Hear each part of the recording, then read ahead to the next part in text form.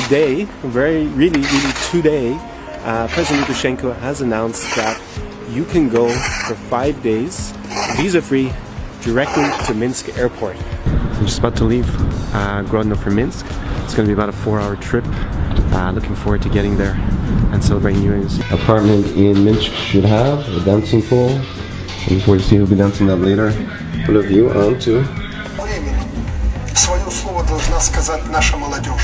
We are meeting there and I'm so excited to go because I really wanted to go there for a long time and I have never been there before.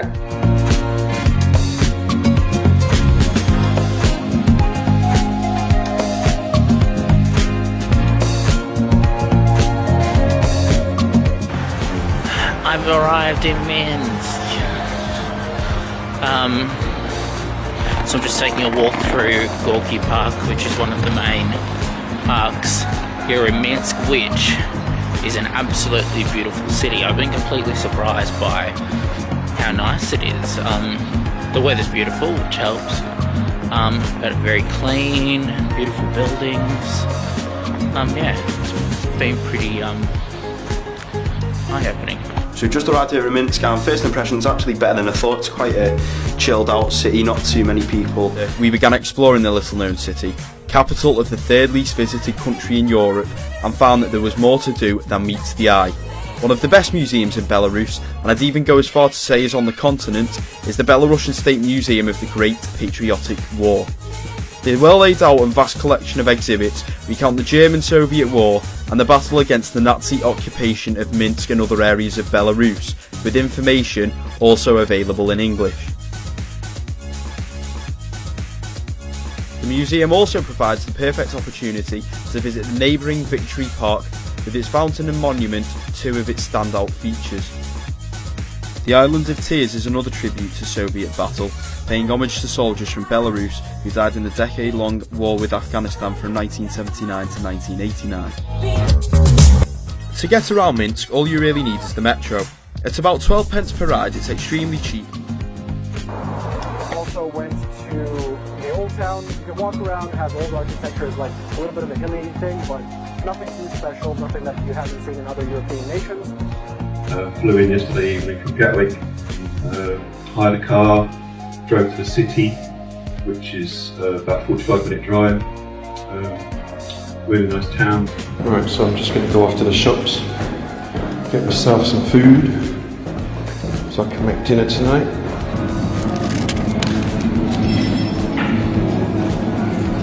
This looks quite yummy. Maybe take two.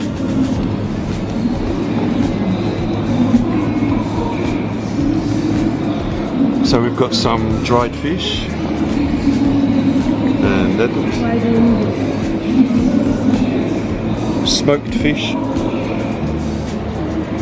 and that looks like salmon, smoked salmon.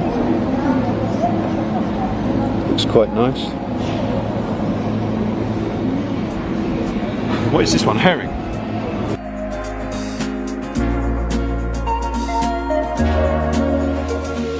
Call this fried kartoshka. Delicious.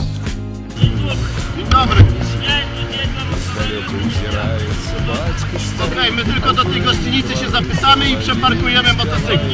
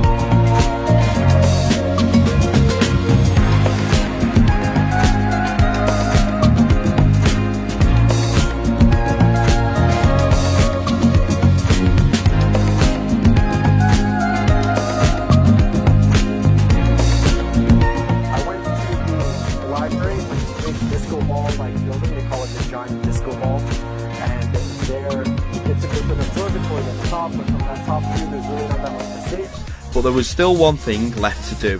What better way to sign off our trip to Minsk and come and to visit the National Library of Belarus. We're at the observation deck at the moment. It's 23 floors up, cost us 75 pence to come and see, and the weather today is absolutely fantastic. Orthodox place of worship, the Holy Spirit Cathedral, is one of the most beautiful buildings in the city and is extremely popular with worshippers.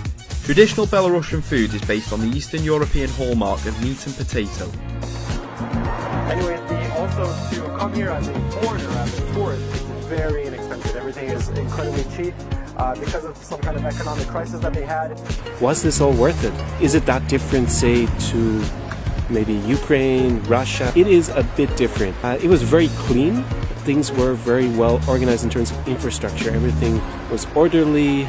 It was quite pleasant to be there, not very stressful, and people are actually a bit more respectful towards each other than I've seen in, say, other countries in the region like Russia and Ukraine. So another interesting thing about Belarus was the language situation, because they actually have two official languages, one being Russian, of course, which is spoken everywhere by everybody, and then Belarusian, which is spoken by a minority in the country, even though the country is called Belarus.